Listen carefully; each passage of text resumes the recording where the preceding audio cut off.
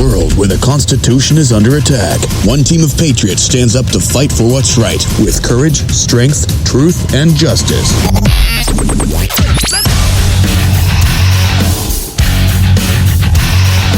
Backed by popular demand and broadcasting live via the internet, this is the world-famous Rage Against the Regime, bringing you hard-hitting exclusive interviews and covering the topics the mainstream media doesn't dare to touch. Here are your hosts, Bobby Who's the Man and Becky Williams.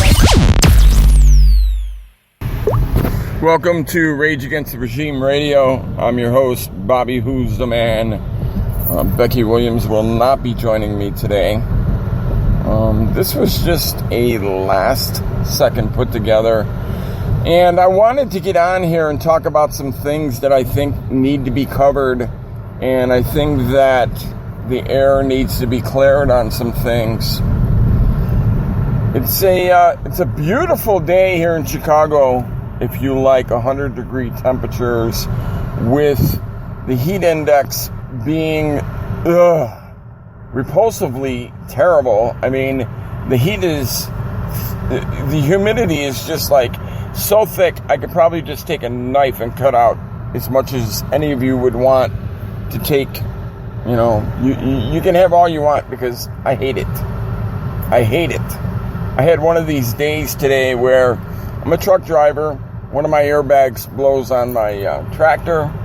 So bring it to the mechanic. Mechanic fixes it. I'm thinking, all right, I'm going to be good to go now, and this and that. And my truck has had a problem of overheating.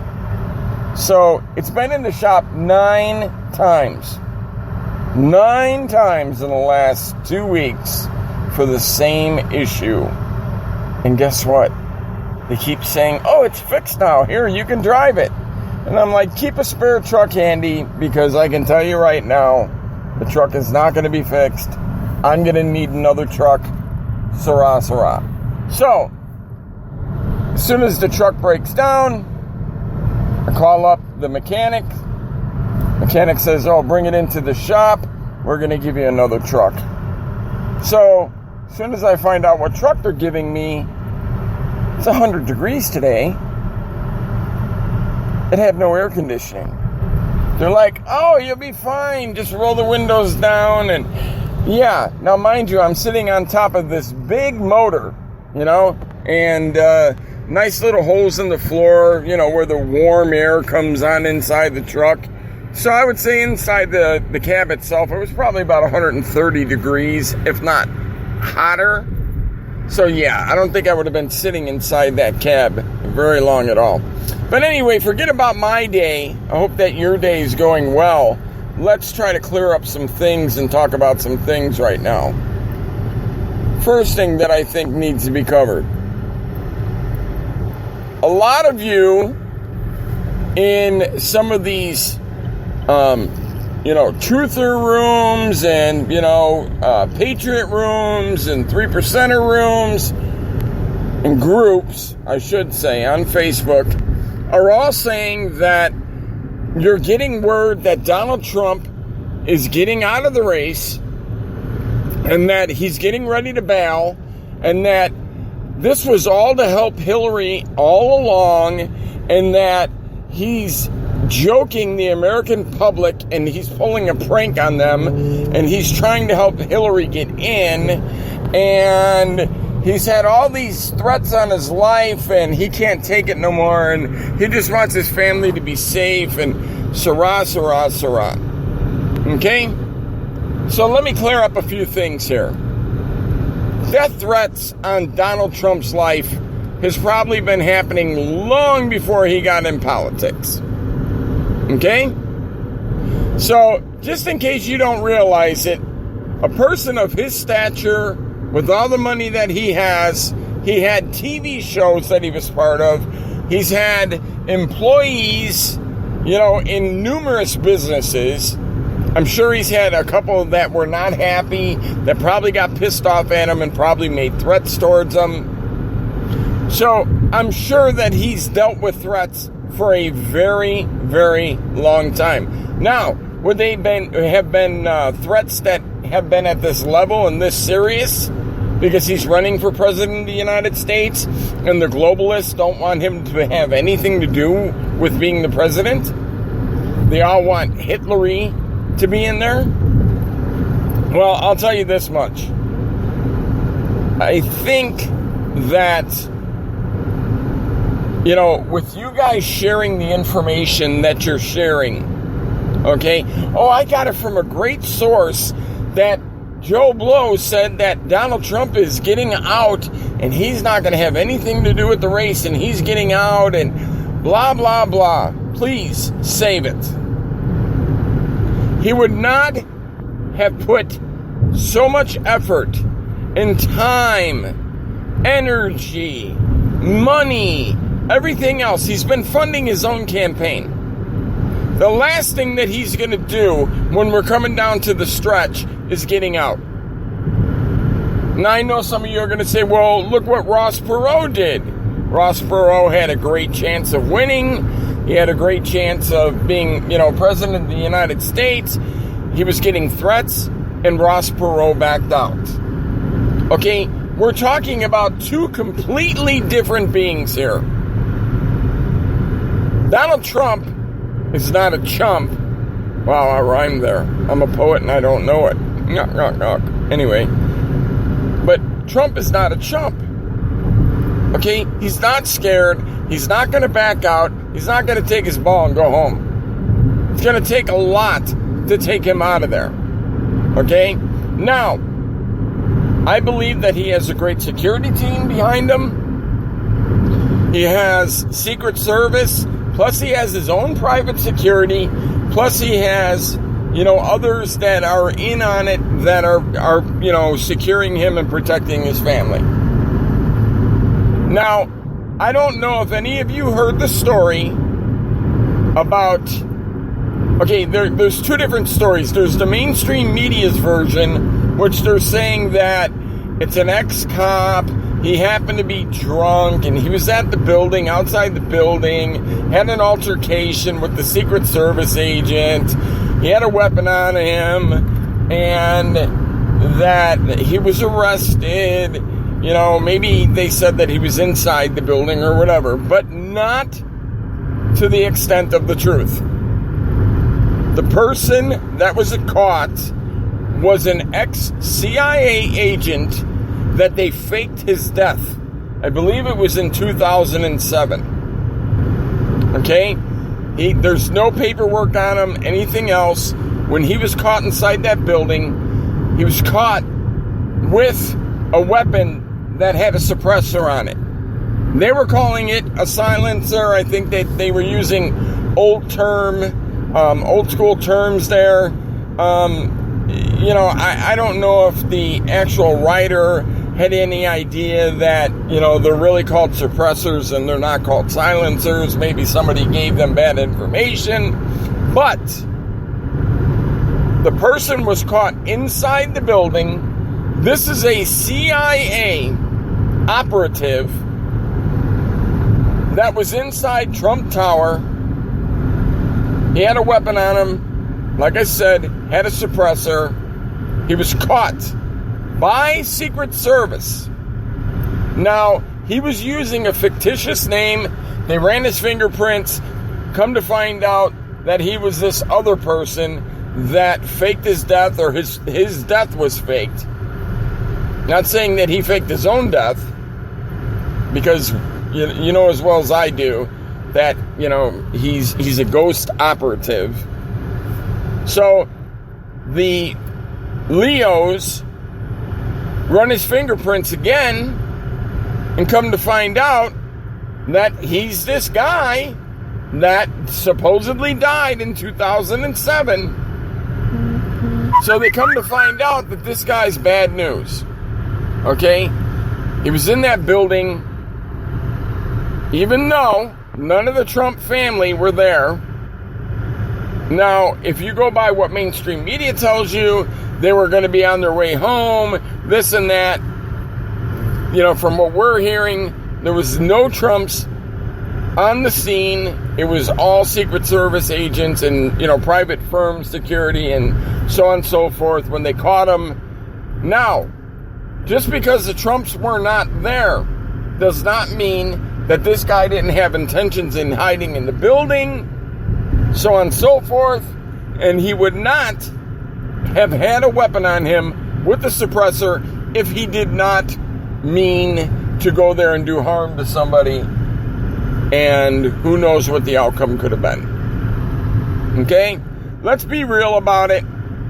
Let's call it for what it really is. Now, this one made it to the news.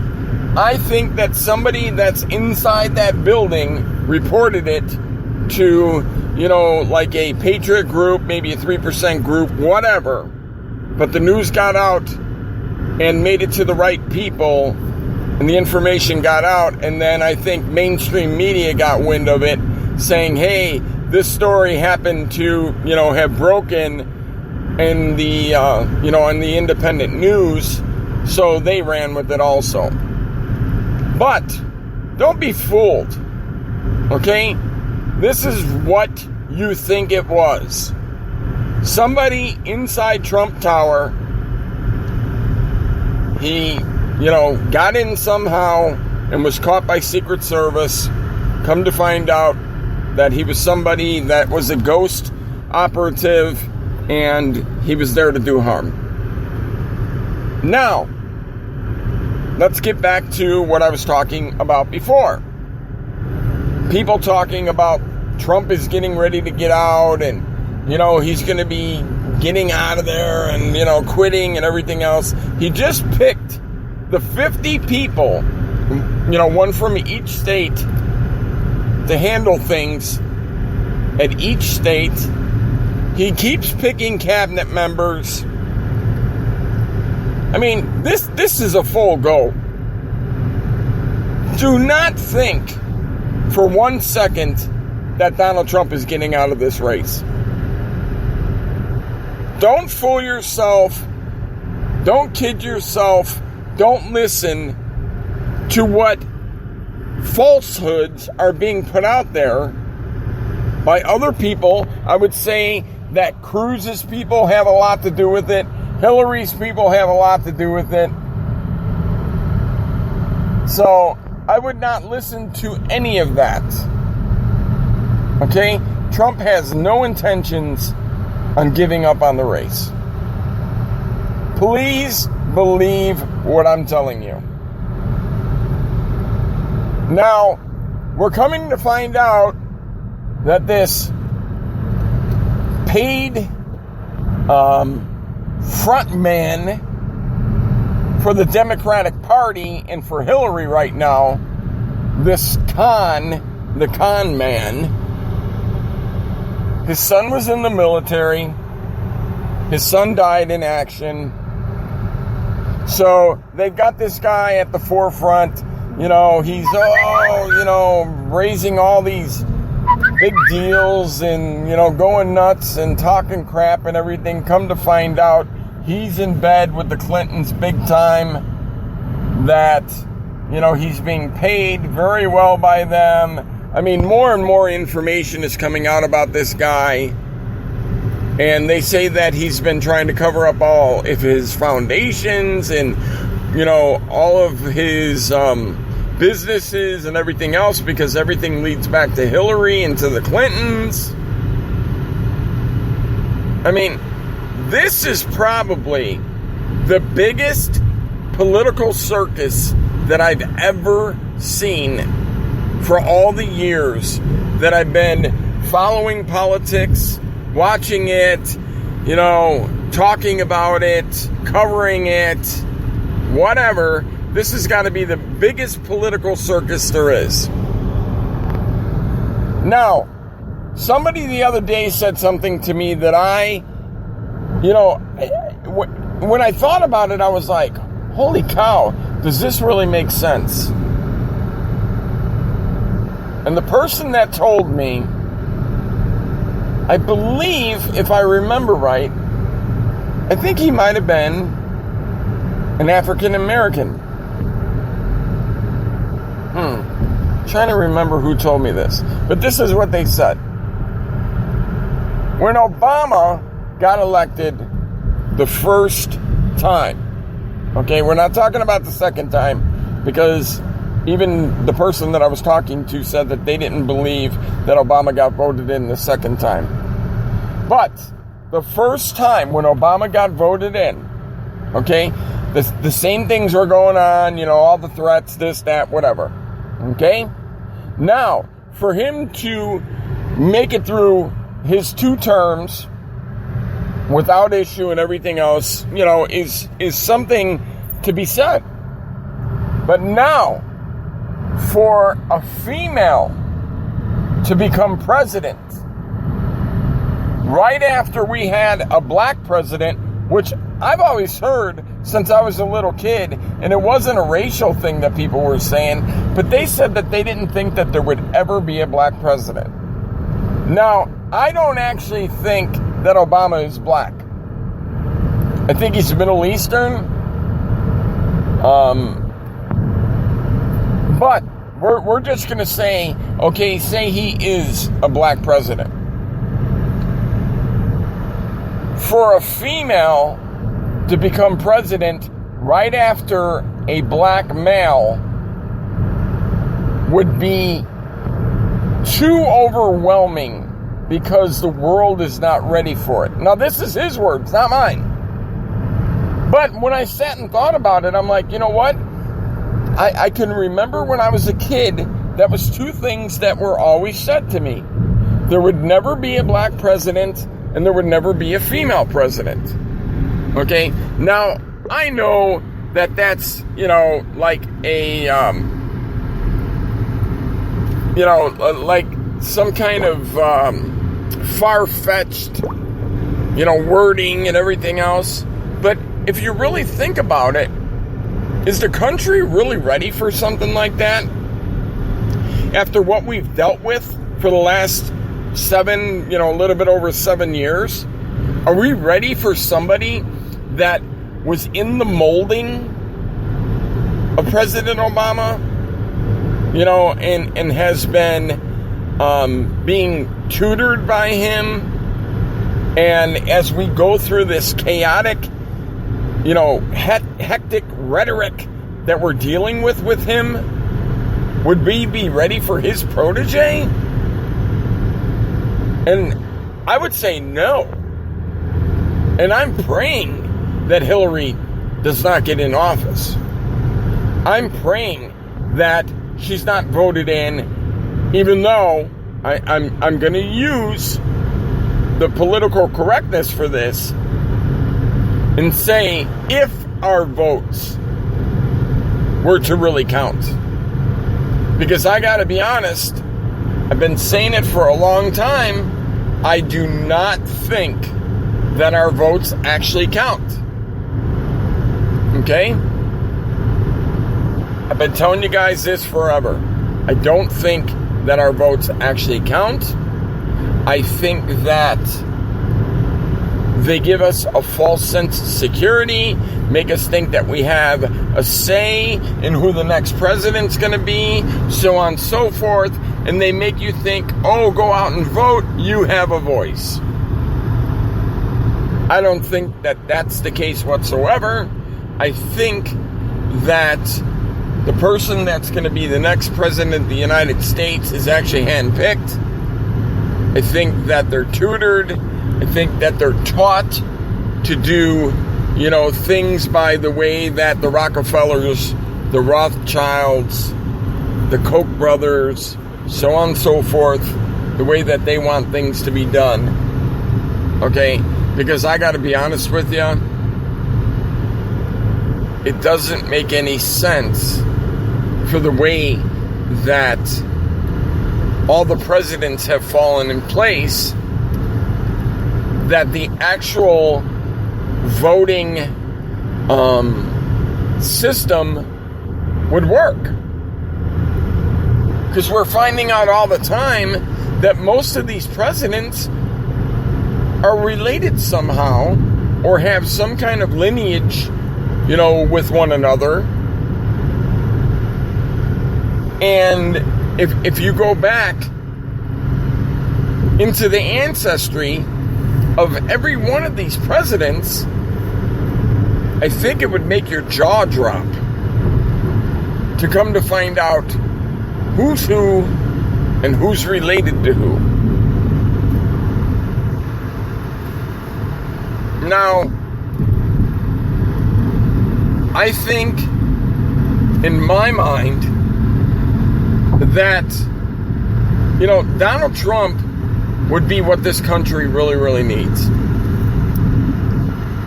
But with the likes of people like President Obama and the Clintons and the Bush, crime family and everything else, I think what they're trying to do is they're trying to make it to where Trump cannot even run for president. I mean, I've seen, I don't know if it's true or not, but I've seen these things, Obama says that he's not going to let Trump, actually run for president, and if he's actually the one that gets elected in, he's not going to come out of office, and that they're trying to make it to where Trump is not mentally stable enough to become president, and, all this rhetoric, as I'm going to call it. Propaganda would be a better word. But, it would not surprise me. We've been hearing for the longest time that that's why a lot of stuff that's going on right now is happening, because they're going to implement martial law so President Obama does not have to come out of office. Because the way that it's written, if martial law is going on, okay, the president does not have to come out of office.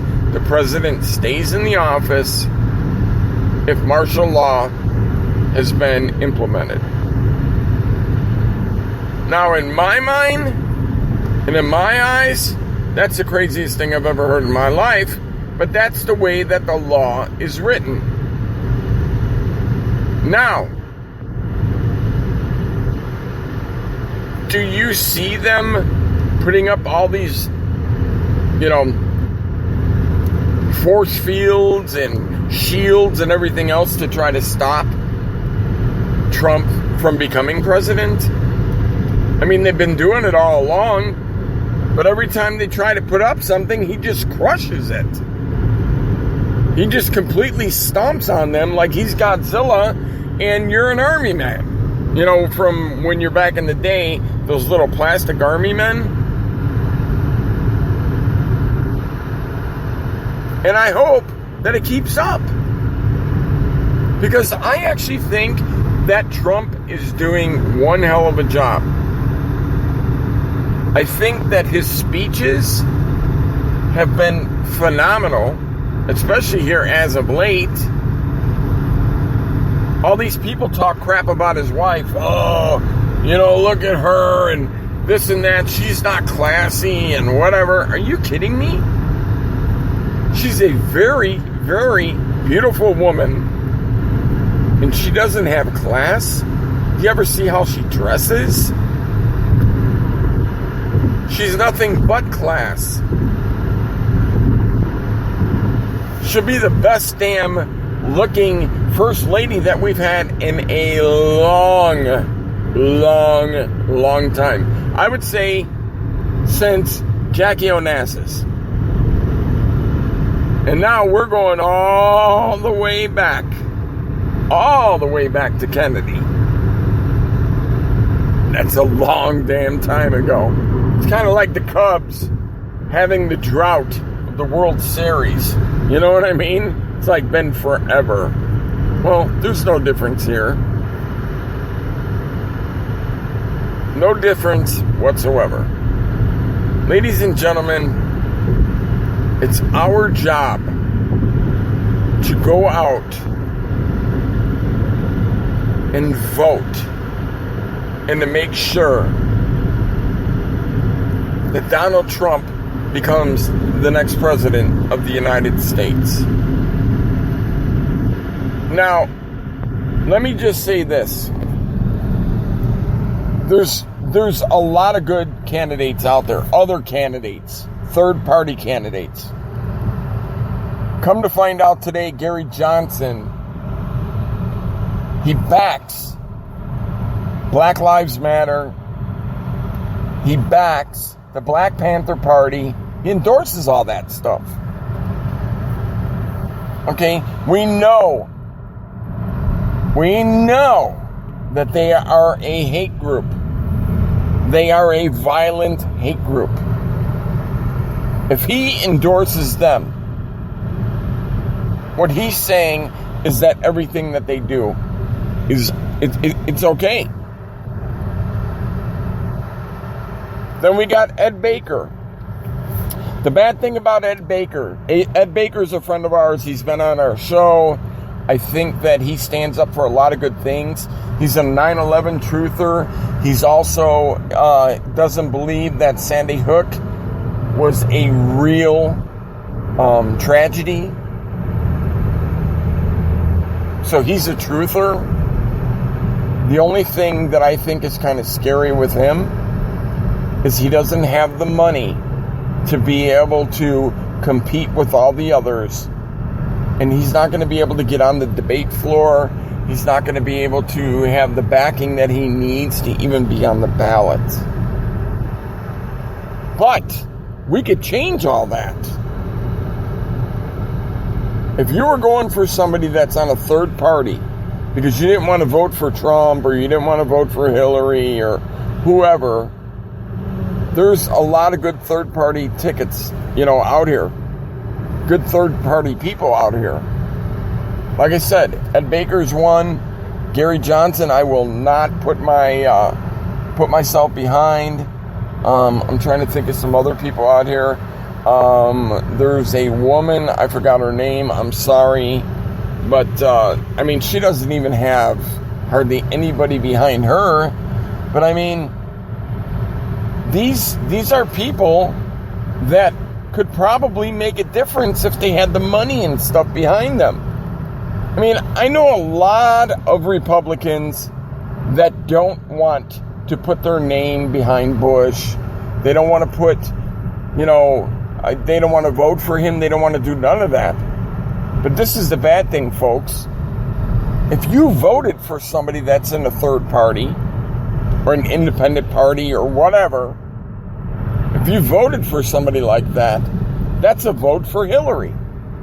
Because you're taking it away from Trump.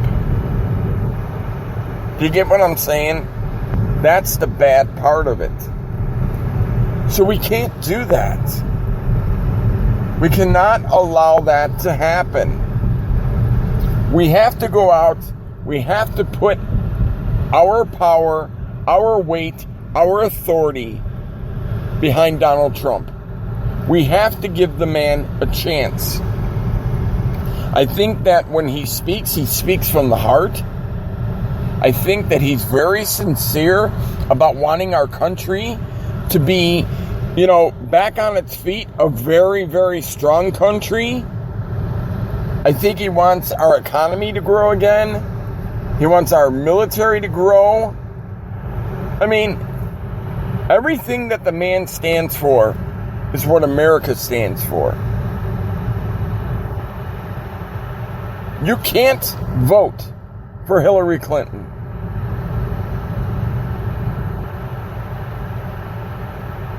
If you call yourself a true American, you cannot vote for Hillary Clinton.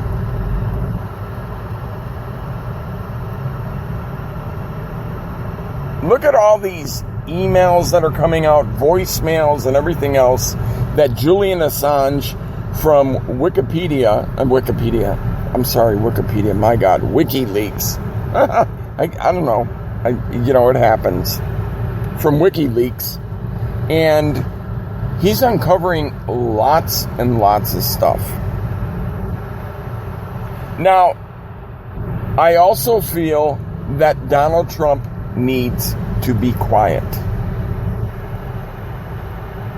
Go out, talk, say the right things to the, around the right people. But when it comes to, some of these goofs and some of the stuff that they're saying, and he's he's answering and rebutting them and everything else, he needs to be quiet. He needs to take a step back, allow some of his people, some of his, GOP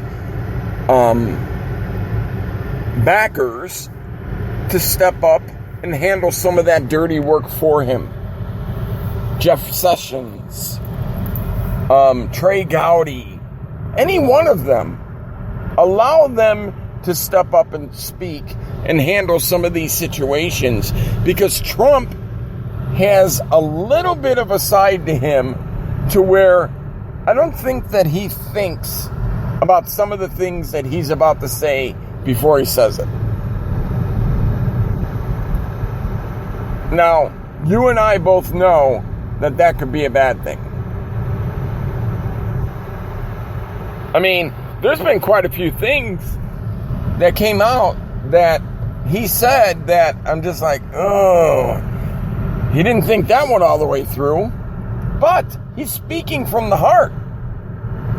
That's one thing that a lot of people don't respect, is he's speaking from the heart. He's telling you what he feels. He's telling you what he thinks. You have to respect that. All right, I'm going to get off of Trump and stuff right now. I'm going to leave that alone. I want to talk about a big issue that's going on right now. We have military that's here from other countries right now that they are practicing and preparing for something to go down. I'm not quite sure where it's going to go down, but they have, I think it's called Operation something North, and it's in Michigan right now. And we have foreign troops here that are practicing with our troops. To allow foreign troops on our soil is just a big no-no. I don't understand why President Obama is allowing that to happen, but he needs to stop. It's been going on for a little while now, and it's really starting to become irritating. And then, this is the one that really pisses me off. 242 prisoners yesterday. People that are incarcerated for whatever crimes. And he wipes it clean for them. 242, and he let them go. Violent offenders, people that have done things against the United States. Doesn't make any sense. But now, keep in mind, he has done that more than probably every president before him combined. Now pay attention to what I'm telling you here, and you'll get what I'm saying. Almost every president before him.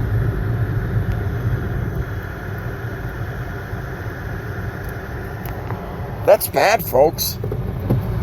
That's very, very bad. What's that say about him?